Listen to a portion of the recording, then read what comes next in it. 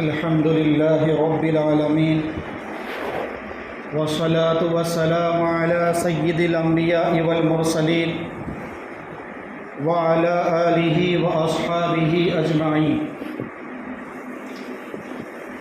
أما بعد فأعوذ بالله من الشيطان الرجيم. بسم الله الرحمن الرحيم. شهر رمضان الذي أنزل فيه القرآن هدى للناس وبينات من الهدى والفرقان فمن شهد منكم الشهر فليصم. وقال الله تبارك وتعالى في موضع آخر: وسارعوا إلى مغفرة من ربكم وجنة عرضها السماوات والأرض أعدت للمتقين. صدق الله العظيم. محترم بزرگان دین اور عزیز ایمانی بھائیوں، رمضان کا بابرکت مہینہ چل رہا ہے اور اس بابرکت مہینے کے اندر دو عبادتیں خاص طور پر ہیں. ایک عبادت ہے روزہ رکھنا اور دوسری عبادت ہے رات کے وقت تراویح کی نماز پڑھنا. ان دو عبادتوں کو اس مہینے کے ساتھ خاص مناسبت ہے. کیوں؟ اس لیے کہ روزے کا حکم اللہ تبارک و تعالیٰ نے قرآن کریم کے اندر فرما دیا: یا ایھا الذین آمنوا کتب علیکم الصیام کما کتب علی الذین من قبلکم لعلکم تتقون. کہ ایمان والو، تم پر روزے فرض کیے گئے ہیں جیسا کہ تم سے پہلے والی جتنی امتیں گزر چکی ہیں، جتنی قومیں گزر چکی ہیں، ان تمام قوموں کے اندر بھی روزہ فرض تھا. اور رات کے وقت تراویح کی نماز اس لیے خاص عبادات میں سے ہے کہ اس کے اندر قرآن کریم مکمل پڑھا جاتا ہے. ایک رمضان سے لے کر 27 رمضان تک، یا پھر کوئی 25 رمضان کو، کوئی 21 رمضان کو، کوئی 29 رمضان کو، اور کوئی 10 دن کے اندر بھی قرآن مکمل کر لیتا ہے. تو یہ دو عبادتیں اس ماہ مبارک کی خاص عبادتیں ہیں. تو ان دو باتوں کی ہی میں عرض کروں گا. تو پہلے نمبر پر ہے روزہ. اب روزہ کسے کہتے ہیں، روزے کا مقصد کیا ہے، اور روزہ کیوں رکھا جاتا ہے؟ روزے کے معنی سمجھ لیجئے. روزہ کہتے ہیں کہ انسان صبح صادق سے لے کر، یعنی سحری سے لے کر مغرب کی اذان ہونے تک، غروب آفتاب تک کھانے سے، پینے سے اور اپنی بیوی کے ساتھ صحبت کرنے سے بچا رہے، اجتناب کرے. اس کا نام ہے روزہ. یعنی کوئی بھی چیز ہمارے پیٹ تک نہیں پہنچنا، چاہے وہ حلق کے ذریعے سے ہو، منہ کے ذریعے سے پہنچ رہی ہو، چاہے وہ ناک میں دوا ڈالنے کے ذریعے سے پہنچ رہی ہو، چاہے وہ کان میں دوا ڈالنے کے ذریعے سے پہنچ رہی ہو. تینوں صورتوں میں روزہ کیا ہے؟ ٹوٹ جائے گا. البتہ آنکھوں کا مسئلہ الگ ہے، لیکن یہ ناک، کان اور زبان، یہ تین جگہ ایسی ہیں کہ اگر اس کے ذریعے سے انسان کوئی بھی چیز اگر پہنچا رہا ہے اور وہ چیز سیدھا ڈائریکٹ پیٹ میں پہنچتی ہے. اسی وجہ سے مفتیان کرام فرماتے ہیں کہ اگر روزے کی حالت میں کوئی کان کے اندر دوا ڈالے یا روزے کی حالت میں ناک کے اندر دوا ٹپکائے تو ایسی صورت میں بھی روزہ ٹوٹ جاتا ہے. اس لیے روزہ کسے کہتے ہیں کہ عاقل بالغ مرد عورت کا صبح صادق سے لے کر غروب آفتاب تک کھانے سے، پینے سے اور اپنی بیوی کے ساتھ صحبت کرنے سے اجتناب کرنا، اس کا نام روزہ ہے. لیکن یہ تو ایک ظاہری معنی ہے اس کے. اگر باطنی معنی کے اوپر ہم غور کریں تو یہ بات سمجھ آتی ہے کہ روزہ صرف بھوکا رہنے کا نام نہیں ہے. روزہ صرف اپنے حلق کے ذریعے سے پیٹ میں کھانا یا پانی اتارنے سے بچنے کا نام نہیں ہے، بلکہ روزہ نام ہے بھوکا رہ کر پیاسا رہ کر اللہ کی عبادت کرنے کا، کیونکہ خاص طور پر ہم سمجھتے کہ بھوکا رہ رہے ہیں اور اس کے علاوہ جتنے بھی گناہ کی چیزیں ہیں، جتنے بھی گناہ کے کام ہیں، وہ سارے کام ہم کر رہے ہیں اور پھر ہم زبان سے اقرار کر رہے ہیں کہ ہم روزہ ہیں، تو یہ روزہ نہیں ہے، یہ صرف بھوکا رہنا ہے۔ مثال کے طور پر ہم روزہ رکھے ہوئے ہیں اور زبان سے جھوٹ بول رہے ہیں، روزہ رکھے ہوئے ہیں اپنے مسلمان بھائی کی غیبت کر رہے ہیں، روزہ رکھے ہوئے ہیں آنکھوں سے غیر محرم عورتوں کو دیکھ رہے ہیں، آنکھوں سے فحش اور غلط فلموں کو اور ڈراموں کو دیکھ رہے ہیں، کانوں سے میوزک کو اور گانوں کو سن رہے ہیں، اور پھر ہم افطاری کے وقت بتا رہے ہیں کہ میں روزے سے ہوں۔ یہ روزہ نہیں ہے، یہ صرف بھوکا رہنا ہے۔ اللہ کو ایسے روزے کا کوئی مطلب نہیں ہے، کوئی مطلب نہیں۔ ہمارے روزہ رکھنے نہ رکھنے سے اللہ کا کوئی مطلب نہیں ہے۔ روزہ کا مطلب اس وقت حاصل ہوگا کہ جب ہم بھوکے پیاسے رہ کر ان سارے پارٹس کو، جو باڈی کے پارٹس ہیں، ان تمام کو کیا کریں؟ اللہ کی عبادت میں لگے۔ اللہ نے کیا حکم دیا؟ آنکھوں کو نیچے رکھنا ہے، کسی غیر محرم کے اوپر نظر نہیں پڑنا، موبائل کے اندر غلط چیزوں کو نہیں دیکھنا، کانوں سے قرآن کی تلاوت کو سننا ہے، علماء کرام کی باتوں کو سننا ہے، بڑے اور بزرگوں کی نصیحتوں کو سننا ہے، اس کے علاوہ گانے اور میوزک کو سننا حرام ہے۔ اسی طرح سے زبان سے ہم پڑھیں گے تو قرآن کی تلاوت کریں گے، زبان سے بولیں گے تو اللہ اس کے رسول کی باتوں کو بولیں گے، زبان سے ہم بولیں گے تو ذکر کریں گے، اس کے علاوہ غیبت، جھوٹ، چغلی، ان ساری چیزوں کے اندر ہماری زبان نہیں لگنا۔ اگر یہ سارے جسم کے اعضاء اس کے مطابق، اللہ کے حکم کے مطابق اگر چل رہے ہیں، پھر ہم نے روزہ رکھا ہوا ہے، تو یہ روزہ اللہ تبارک و تعالیٰ اس روزے کے بارے میں کہہ رہے ہیں الصوم لی وانا اجزی بہ، کہ روزہ میرے لیے ہے اور میں خود اس کا بدلہ دوں، میں خود اس کا انعام دوں گا۔ کیا تحفہ دوں گا، کیا گفٹ دوں گا، وہ ابھی نہیں معلوم ہوگا ہمیں۔ اللہ ہمیں کیا گفٹ دیں گے، کیا تحفہ دیں گے، وہ ابھی نہیں۔ جب مر کر روز محشر میں پہنچیں گے، اس وقت پتہ چلے گا کہ ایک روزے کا بدلہ کیا تھا۔ سبحان اللہ، جب ہم دیکھیں گے تو پتہ چلے گا ایک روزہ جو ہم نے رکھا تھا اخلاص کے ساتھ۔ اس لیے فرماتے ہیں بڑے بزرگان دین کہ اپنے نفس کو ایسے پھسلاؤ، یوں کہو کہ بس ایک مہینہ، کیا کہنا ہے اپنے آپ کو، بس ایک مہینہ سارے گناہ چھوڑ دے اور رمضان کے سارے روزے رکھ لے، رمضان کی ساری تراویح پڑھ لے، رمضان کے بعد تیرا دل جو چاہے وہ کر لے۔ کیا کہنا ہے اپنے آپ کو کہ اس مہینے کے اندر اپنے آپ کو مکمل گناہ سے بچا لینا ہے، مکمل روزے رکھنا، مکمل تراویح پڑھنا۔ پھر اپنے دل کو یہ کہنا ہے کہ رمضان جیسے ہی عید کا چاند نظر آئے گا تو پھر میرا دل جو چاہے گا میں کروں گا۔ اس طرح اپنے آپ کو فضلائے۔ کیوں؟ اس لیے کہ اگر آپ ایک مہینہ اس طرح گزار لیں گے تو اللہ تبارک و تعالیٰ کی طرف سے خود توفیق مل جائے گی کہ آپ چاہتے ہوئے بھی گناہ نہیں کر سکیں گے، آپ چاہتے ہوئے بھی آپ کی نماز قضا نہیں ہوگی، آپ چاہتے ہوئے بھی گناہ کی طرف آپ کا قدم نہیں بڑھے گا۔ یہ ایک مہینہ اس طرح سے گزارا۔ اور روزے کے بارے میں اور ایک بات یہ ہے کہ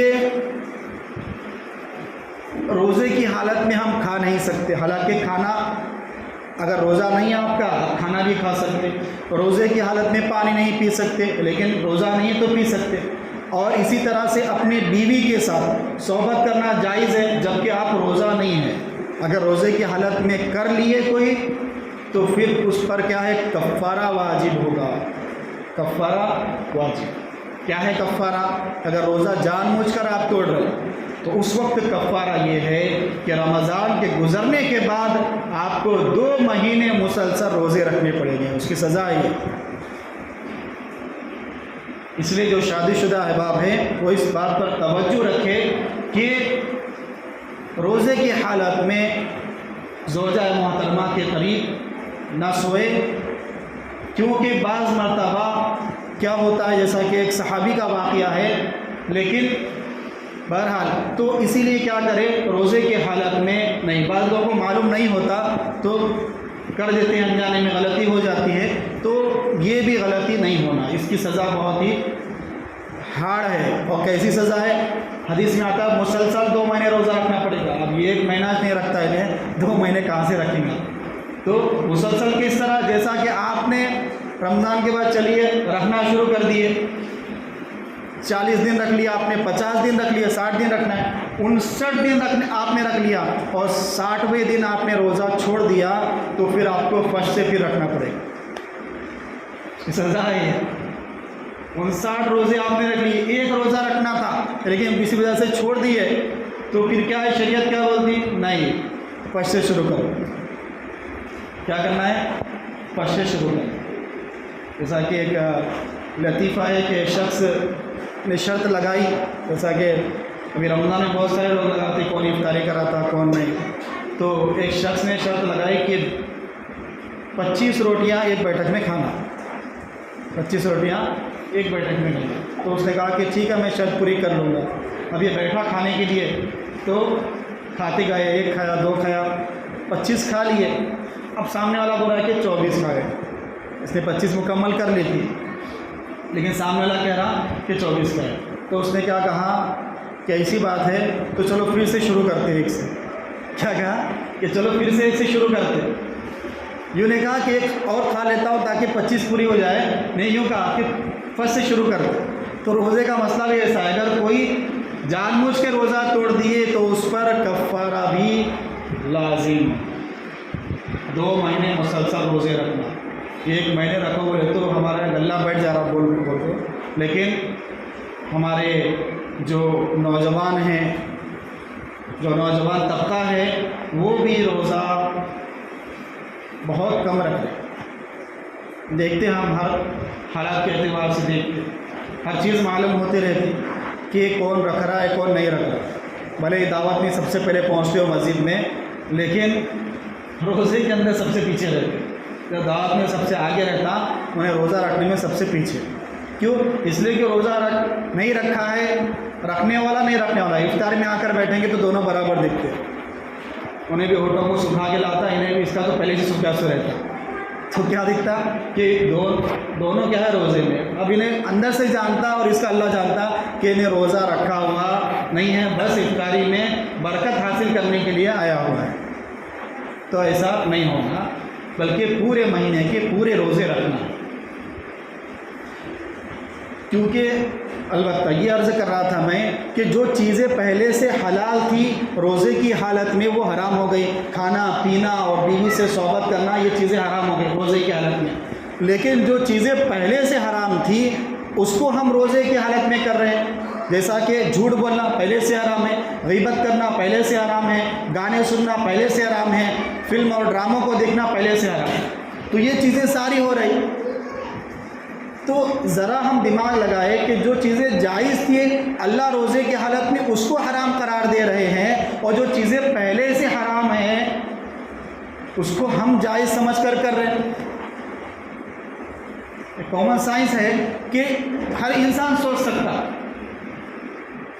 ہم روزہ رکھ کر جھوٹ بھی بول رہے ہیں، غیبت بھی کر رہے ہیں، گانے بھی سن رہے ہیں، اور وقت پاس ہونے کے لیے کیا کر رہے ہیں؟ موبائل میں لگے ہوئے، واٹس ایپ پر، فیس بک پر، ٹویٹر پر اور یوٹیوب پر لگے ہوئے، دیکھ رہے ہیں برابر کہ کسی طرح سے عصر کی اذان ہو جائے۔ پھر کچھ لوگ ایسے کیا بولنا ابھی اتنے بدقسمت یا پھر بول دیجئے کہ بدمعاش قسم کے ہے کہ افطاری کا وقت قریب رہتا ایسے وقت میں بھی موبائل لے کر بیٹھے رہے۔ اللہ رحم کرے کہ جو وقت دعا کی قبولیت کا ہے، صبح سے لے کر شام تک آپ بھوکے رہیں، آپ نے اللہ کی عبادت کی، نمازوں کو پڑھا، قرآن کی تلاوت کی، یہ ساری عبادت کو قبول کروانے کا وقت ہے، یہ ساری روزے کو قبول کروانے کا وقت ہے، سحری کو قبول کروانے کا وقت ہے، ہماری عبادتوں کو، ذکر و اذکار کو قبول کروانے کا وقت ہے، کچھ مانگنے کا وقت ہے۔ ایسے وقت میں ہم کیا کر رہے ہیں؟ موبائل کے اندر لگے ہیں۔ بہت بڑی غلطی ہے، یہ بہت بڑی ہماری حماقت ہے۔ ہم دیکھ رہے ہیں سارا سوشل میڈیا کے ذریعے سے معلوم ہو رہی ساری باتیں کہ حالات کس طرح سے ابھی بن رہے ہیں. ایم پی کے اندر دیکھ لیجئے کس طرح سے فسادات ہو رہے ہیں. اسی طرح سے بہار کو دیکھ لیجئے اور دلی کے اندر دیکھ لیجئے. ساری چیزیں سوشل میڈیا کے ذریعے سے ہم تک پہنچ رہی ہے. پھر بھی ہم کیا ہے خواب غفلت میں پڑے ہوئے ہیں کہ رمضان مل گیا ہے, بخشش کا پروانہ مل گیا. کس کے لیے ملا وہ تو سنیے کہ جس نے رمضان کو صحیح طور پر گزارا اس کے لیے ہے. جس نے غیر رمضان میں جو جیسے رہتا تھا رمضان میں ویسے رہ رہا تو اس کے لیے رمضان آنا نہ آنا برابر ہے. اس کے لیے رمضان آئے نہ آئے اس سے اس کو کچھ فرق نہیں پڑتا. رمضان کا حق صحیح طور پر وہی اٹھا سکتا ہے جو اس ماہ کی قدر کر کے سارے روزے رکھ لے, ساری تراویح پڑھ لے اور قرآن کی تلاوت میں لگ جائے. ہم دیکھ رہے ہیں کہ حالات کس طرح سے بنے. اس کے باوجود بھی جو قبولیت کے اوقات ہوتے ہیں, سحری کا وقت ہے, تھوڑی سحری سے ایک 10-15 منٹ پہلے اٹھ جائے. سحری کے لیے ہم اٹھتے ہیں 4 بجے, اس وقت بھی جو ہے تہجد کی نماز پڑھی جا سکتی. 3:45 کو اٹھ جائے, 2 رکعت 4 رکعت 6 رکعت 2 رکعت کر کے جتنا ہو سکتا 2 4 6 رکعت تہجد کی پڑھ کر اللہ سے دعا کرے. یہ قبولیت کا وقت ہے. اسی طرح افطار سے پہلے کا وقت جو ہوتا وہ بھی قبولیت کا وقت ہے. اس وقت بھی اللہ سے رو کے دعا مانگے. اور اسی طرح سے تراویح کے بعد کا وقت جو ہوتا وہ بھی قبولیت کا وقت ہوتا. تو ان 3 اوقات میں کیا کرے, اللہ سے خوب مانگے. انشاءاللہ اللہ ضرور عطا کریں گے. ضرور پریشانیوں کو اللہ تبارک و تعالیٰ دور کریں گے. ہم میں سے ہر ایک جانتا کہ آج کاروبار کی کیا کنڈیشن ہے ہم میں سے, کیونکہ لاک ڈاؤن اور کرونا کی جو مہاماری میں جو جن حالات سے ہم گزرے ہیں اس کے بعد ابھی صحیح سے ہم اٹھے بھی نہیں, صحیح سے کھڑے بھی نہیں ہو پائے ہیں. لیکن ابھی بھی جو لاک ڈاؤن سے پہلے جو ہمارے کاروبار کی کنڈیشن تھی اس پوزیشن پہ ہمارا کاروبار ابھی نہیں آیا. بہت سارے پریشان ہیں. اس لیے ایسے حالات کے اندر ہم سب مسلمانوں کا ایک فریضہ یہ بھی بنتا ہے.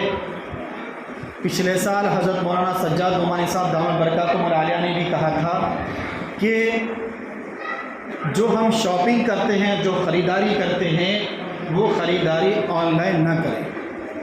آن لائن خریداری کو بند کر دیں. اور جو لوگ دکانیں لگا کر بیٹھے ہوئے ہیں, جن کو کرایہ بھرنا ہوتا, لائٹ بل بھرنا ہوتا, ان لوگوں سے کیا ہے خریداری کریں, ان لوگوں سے شاپنگ کریں. آن لائن کوئی شاپنگ نہ کریں, یہ حضرت کا کہنا ہے.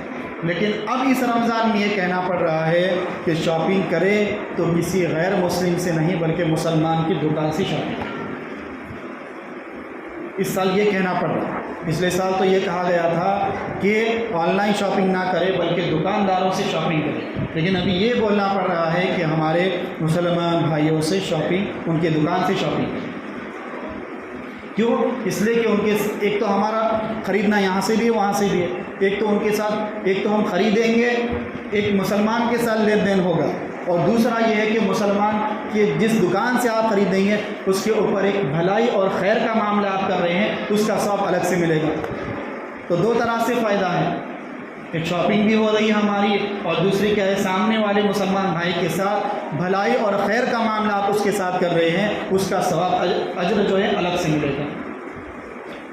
تو اس لیے کیا کریں, مسلمان بھائی کی دکان سے ہی خریداری کریں. بہرحال تو میں یوں عرض کر رہا تھا کہ روزے کے اندر جو چیزیں حلال ہے وہ حرام ہو جاتی, لیکن جو چیزیں پہلے سے حرام ہے جیسا کہ غیبت کرنا, جھوٹ بولنا, اور اسی طرح سے جو ہے بدنظری کرنا, یہ ساری چیزیں ہم روزے کی حالت میں کر رہے ہیں, تو یاد رکھیے ایسے روزے کا کوئی فائدہ حاصل نہیں ہوگا. پچھلے سال کیا ہوا, پچھلے سال اور اس سے پہلے 2 سال پہلے کی بات, کہ جیسے ہی لاک ڈاؤن لگا اور ایک ڈرامہ اور ایک سیریل ہمارے آنکھوں کے سامنے اور یوٹیوب پر گردش کرنے لگے, اس سیریل کو جو ہے ہر عوام اور خواص نے سب نے دیکھا. رمضان کے اندر سحری کر لیتے اور سحری کرتے ہی نماز ہوتے ہی دیکھنا شروع کر دیتے اور بولتے کہ میں اتنے پارٹ دیکھ لیا، میں اتنے دیکھا، میں اتنے دیکھا، اس پر فخر کر رہے۔ پورا رمضان کیا ہے برباد ہو گیا، پورا رمضان کوئی عبادت نہیں کی اتنی خاص۔ اور وہ سیریل کا نام کیا ہے؟ ارطغرل، ہے نا؟ وہی سیریل ہے شاید۔ تو ارطغرل یہ سیریل اتنا دیکھا ہمارے نوجوانوں نے کہ ایک دوسرے کے اوپر فخر کرنے لگے کہ میں اتنے پارٹ دیکھا، میں 20 دیکھا، میں 50 دیکھا، میں 100 دیکھا۔ ہونا یہ چاہیے تھا، یہ کہنا تھا کہ میں 10 پارے پڑھا، میں روز 3 پارے پڑھتا تھا، یہ قرآن ختم کر لیا۔ لیکن اس کے بجائے یہ جو پچھلے جو رمضان گزرے ہیں، اس سے پہلے والا 2 سال پہلے، پورا اسی میں چلا گیا، موبائل کے اندر نوجوان۔ لیکن اس سے فائدہ کیا ہوا؟ کہنے لگے کہ یہ تو اسلامی تاریخ کو بتایا جا رہا ہے، خلافت عثمانیہ کو بتایا جا رہا ہے، لیکن فائدہ کچھ نہیں ہوا۔ فائدہ ہوا سیریل بنانے والوں کا، لاکھوں کروڑ روپے انہوں نے کما لیے، لیکن ہم مسلمانوں کا کچھ بھی فائدہ نہیں ہوا۔ اس میں کسی نے ایک اچھی بات لکھی تھی، ایک مولانا نے، کہ ان غیر مسلموں نے دا کشمیر اس ایک فلم کو دیکھ کر جو ہے اتنا بدلاؤ ان کے اندر آ گیا، اور ہمارے مسلمان پورا رمضان دیکھتے رہے، کچھ بھی بدلاؤ نہیں آیا، جیسے کہ ویسے۔ تو کب بدلاؤ آئے گا؟ یاد رکھیے، اللہ کو کوئی بھی ضرورت نہیں ہے، نہ ہمارے روزوں کی ضرورت ہے اللہ کو، نہ ہماری نمازوں کی ضرورت ہے، نہ ہمارے تہجد کی ضرورت ہے، نہ تراویح کی ضرورت ہے۔ یہ ہم کس لیے کر رہے ہیں عبادت؟ اللہ کو خوش کرنے کے لیے، کہ اللہ خوش ہو جائے گا تو ہماری آخرت سنور جائے گی، اللہ راضی ہو جائے گا ہمیں جنت مل جائے گی، اس لیے ہم کرتے ہیں۔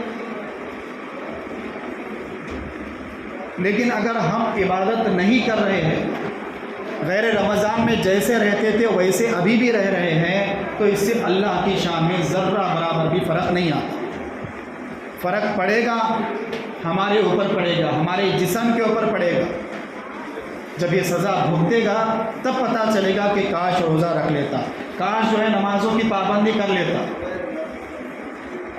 اس میں میرے بھائیوں، کوئی بھی روزہ نہ چھوڑے، پہلی بات یہ۔ دوسری بات یہ ہے کہ اس مہینے کی خاص عبادتوں میں سے ایک روزہ ہے، جس کے بارے میں ابھی میں بتایا، اور دوسری خاص عبادت ہے تراویح کی نماز پڑھنا۔ اب تراویح کی نماز پڑھنا کیسا ہے؟ تراویح کی نماز پڑھنا سنت موقدہ ہے۔ کیا ہے؟ سنت موقدہ۔ اور یہ صحابہ کرام کے دور کے اندر جب یہ نماز آئی تو اللہ کے رسول صلی اللہ علیہ وسلم، تو اس وقت تراویح کا لفظ نہیں تھا، اس وقت تھا اس نماز کا صلاۃ اللیل، رات کی نماز، لیکن تراویح کا لفظ، تراویح کی نماز اس وقت نہیں کہا جاتا تھا۔ تو اللہ کے رسول صلی اللہ علیہ وسلم رمضان جیسے ہی آیا تو اللہ کے رسول مسجد نبوی کے اندر تشریف لائے اور آ کر صلاۃ اللیل، رات کی نماز پڑھائی۔ ایک دن آ کر پڑھائی اللہ کے رسول نے، اور باجماعت پڑھائی۔ کیسے پڑھائی؟ جماعت کے ساتھ، جیسے ہم ابھی پڑھتے۔ تو صحابہ کرام، پورا مجمع مسجد نبی سے بھرا ہوا، اندر باہر سب طرف بھرے صحابہ کرام۔ پھر دوسرے دن اللہ کے رسول صلی اللہ علیہ وسلم تشریف لائے تراویح کی نماز پڑھانے کے لیے، مجمع کھچاکھچ بھرا ہوا صحابہ کرام سے۔ پھر تیسرے دن اللہ کے رسول صلی اللہ علیہ وسلم تشریف لائے اور دیکھا کہ صحابہ کرام کے اندر شوق اور ذوق بڑا ہوا ہے اس نماز کو لے کر، کیونکہ اللہ کے رسول تراویح کی نماز پڑھا ہے تو کتنا مزہ آئے گا۔ تو صحابہ کرام کے اندر شوق بہت زیادہ ہو گیا اس نماز کو لے کر۔ 3 دن اللہ کے رسول صلی اللہ علیہ وسلم نے مسلسل تراویح کی نماز پڑھائی، لیکن چوتھا دن جیسے ہی آیا اللہ کے رسول صلی اللہ علیہ وسلم نے تراویح کی نماز چھوڑ دی۔ اب کیوں چھوڑی؟ اس لیے کہ اللہ کے رسول صلی اللہ علیہ وسلم نے جب صحابہ کرام کے شوق کو دیکھا تو اللہ کے رسول صلی اللہ علیہ وسلم نے یہ گمان کیا، یہ سوچا کہ اگر اس نماز کو میں اگر پابندی سے پڑھتا رہا تو کہیں ایسا نہ ہو کہ یہ نماز میری امت پر فرض ہو جائے۔ کیا ہو جائے؟ فرض۔ ہماری خیر کے لیے کیا، کیونکہ اگر فرض ہو گئی تو پھر روزانہ کی 20 رکعتیں رات کے وقت پڑھنا بہت مشکل تھی، بہت بھاری پڑ جاتا۔ ایک مہینہ جو بھاری پڑتا نا، یہ تو روزانہ پڑھنا تو پھر ہمارے لیے دشواری آ جاتی. اب فرض ہو گئی تو پھر پڑھنا ہی پڑھنا. پھر اس میں دو ہی دکھتے، ایک امام اور ایک مؤذن، تیسرا کوئی نہیں ایک تھا. امام اور مؤذن دو ہی نظر آتے. تو امام صاحب بھی جو ہے تھک کر وہ بھی پھر مختصر اللہ تعالیٰ شروع کر دیتے. تو اللہ کے رسول صلی اللہ علیہ وسلم نے جب دیکھا یہ کنڈیشن تو پھر کیا کیا، چوتھے دن تراویح کی نماز کو نہیں آیا. کیوں؟ اس لیے کہ اگر میں مسلسل پڑھتا رہا، کیونکہ اللہ کے رسول اگر زیادہ پڑھیں گے تو پھر اوپر سے کیا حکم آ جائے گا کہ تراویح کی نماز بھی تو فرض کر دی گئی. اب اللہ کے رسول پر فرض کر دی گئی تو ساری امت کو پڑھنا پڑے گا. تو اللہ کے رسول نے ہماری بھلائی کے لیے کہ 5 ہی نہیں پڑھے گی میری امت صحیح سے تو 20 رکعتیں الگ سے کہاں سے پڑھ سکتی. اس لیے اللہ کے رسول صلی اللہ علیہ وسلم نے کیا کیا، ہماری بھلائی کے لیے چوتھے دن نہیں آئے. پھر کہا کہ جس طرح جو پڑھنا چاہے پڑھ سکتا. پھر وہاں سے کٹ ہو گیا معاملہ. جب حضرت عمر رضی اللہ تعالیٰ عنہ کا دور آیا تو اس وقت حضرت عمر رضی اللہ تعالیٰ عنہ نے 20 رکعت تراویح کا معمول بنایا اور قانون جاری کیا کہ ہر مسجد کے اندر 20 رکعت تراویح مکمل پڑھی جائے گی اور پڑھائی جائے گی. اسی لیے آپ دیکھیں کہ پچھلے 100 یا 120 سال پہلے کی بات کہ عرب کے اندر دمشق ہو یا شام ہو، جتنے بھی عرب ممالک ہیں سارے ممالک کے اندر 20 رکعت پڑھنے کا معمول تھا. 20 رکعت تراویح، 8 رکعت نہیں، 20 رکعت مکمل. یہ تو بعد میں پھر پتہ نہیں کیا چل پڑا کہ انہوں نے بھی 8 رکعت اور 10 رکعت کر لی.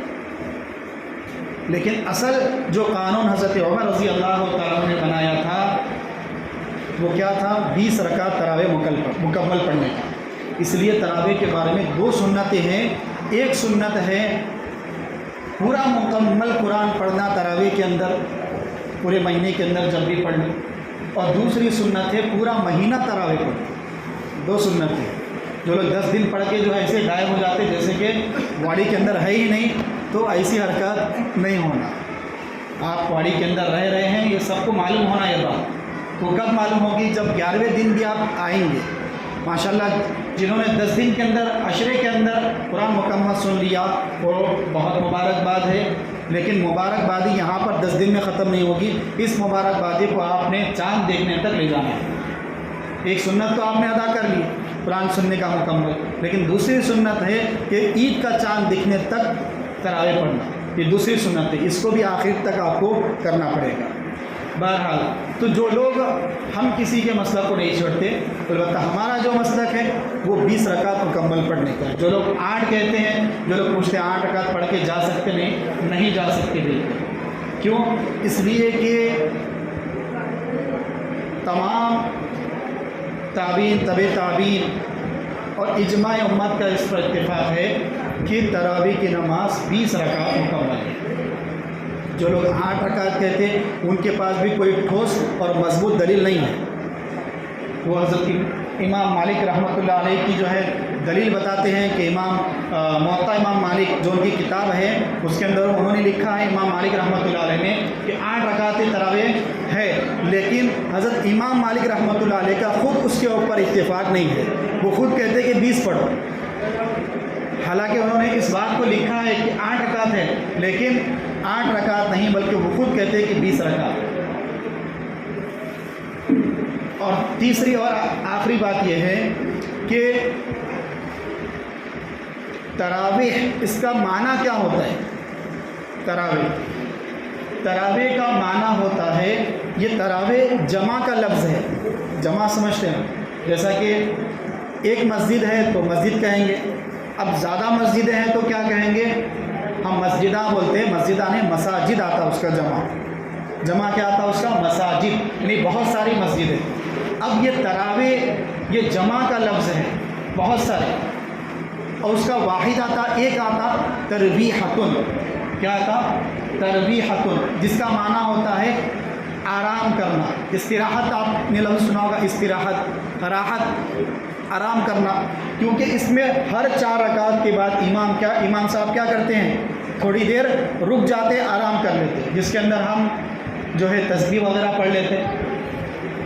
تراویح کی دعا پڑھ لیتے، کچھ بھی پڑھ سکتے ہو، تراویح کی دعا پڑھنا ہی ضروری نہیں ہے، یہ بھی یاد رکھیں۔ جو دعا آتی ہے آپ کو وہ پڑھے، پہلا کلمہ پڑھے، تیسرا کلمہ پڑھے، سبحان اللہ و بحمدہ پڑھے، استغفار پڑھے، درود شریف پڑھے، جو پڑھنا ہے پڑھ سکتے ہیں، ضروری نہیں ہے کہ صرف وہ دعا ہی پڑھنا، ٹھیک ہے؟ کچھ بھی نہیں پڑھیں گے تو بھی چلے گا، صرف ثواب نہیں ملے گا۔ تو ترویحۃ کے معنی ہوتا ہے آرام کرنا، اور تراویح اس کا جمع ہے تراویح۔ ہر 4 رکعت پر رکے گا امام، اس کو کہیں گے ترویحۃ۔ اب اگر 4 دو جگہ رکیں گے، 4 رکعت پر رکا امام صاحب آرام کرنے کے لیے، تھوڑی دیر رکنے کے لیے، ریسٹ لینے کے لیے، یہ ایک ہو گیا، یہ 4 رکعت ملا کر ایک مرتبہ آرام کرنا ہوا۔ اسی طرح اب دوسری 4 رکعت پڑھ لیے، پھر آرام کریں تو یہ دوسری مرتبہ آرام کرنا ہوا، تو 8 رکعت میں 2 مرتبہ آرام کرنا ہوگا۔ اور جمع کا جو لفظ بولا جاتا ہے 3 سے زائد پر بولا جاتا ہے، جمع کا جو لفظ بولا جاتا ہے 3 سے زائد پر۔ اب یہ تو 2 مرتبہ بیٹھنا ہوا، 2 مرتبہ بیٹھیں گے تو اس کو کیا کہیں گے؟ تراویح کا لفظ جو ہے اس کے اوپر فٹ نہیں آتا، تراویح کا لفظ اس وقت فٹ آئے گا جب کہ 3 مرتبہ سے زیادہ بیٹھنا پایا جائے، 3 مرتبہ سے زیادہ، 4 5 جب بیٹھیں گے تو پھر کیا ہے، اس پر یہ تراویح کا لفظ فٹ آتا۔ تو اس حساب سے بھی تراویح کی 20 رکعتیں مکمل پڑھنا کیا ہے؟ سنت موقدہ ہے۔ تو تراویح کی نماز ہماری قضا نہیں ہو رہا، ایسا نہیں کہ امام صاحب یہاں پڑھ رہے ہیں اور شروع کر لیے، ہم وہاں جو ہے وضو خانے پر بیٹھے ہوئے ہیں، وہاں جو ہے ہم تھوڑی دیر باتوں میں لگے ہوئے ہیں، اور جیسے ہی امام صاحب بولے اللہ اکبر رکوع میں جانے کے لیے فوراً بھاگتے آتے دک دک دک دک، اور فوراً پورا ہاتھ بھی نہیں اٹھاتے، ایسا کر کے فوراً کیا ہے اسپیڈ میں 5G کی اسپیڈ میں رکوع میں چلے جاتے۔ تو ایسی حرکات نہیں ہوں۔ اللہ کے سامنے کھڑا رہنا ہے میرے بھائیوں، 1 گھنٹہ ہم اللہ کے سامنے نہیں کھڑے رہ سکتے، ہاں 1 گھنٹہ ہم ان پاؤں کو اللہ کے سامنے نہیں رکھ سکتے۔ اور وہی جیسے تراویح ختم ہو جائے گی 1 بجے 2 بجے تک مارکیٹ میں بیٹھو بولو یا ٹھہرو بولو، ٹھہر کر کھڑے رہ کر باتیں کریں گے،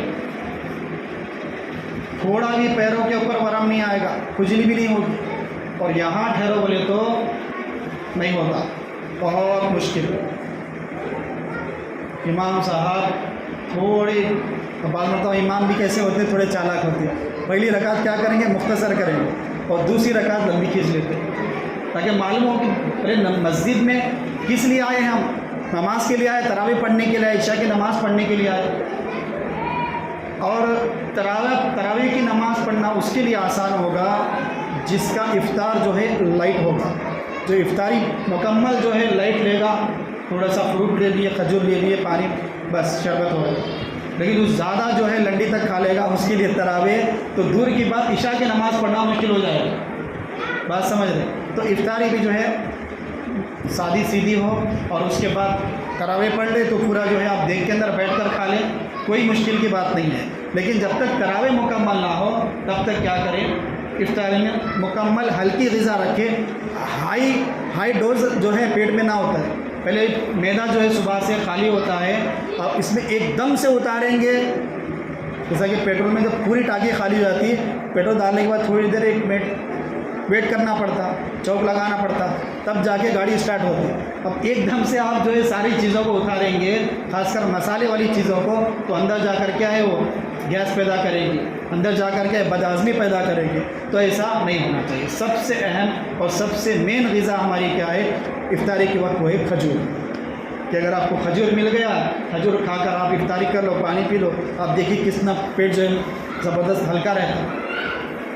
لیکن بہت ساری چیزیں اتار لیں گے تو پھر کیا ہوگا، تراویح دور کی بات، عشاء پڑھنا بھی ہمارے لیے دشوار ہو جائے گا، اس بات کا بھی اہتمام رکھیں۔ اور جیسا کہ میں ابھی بیچ میں عرض کیا، لیکن بہت سارے لوگ پیچھے سے آ رہے ہیں، ان لوگوں کو نہیں معلوم کہ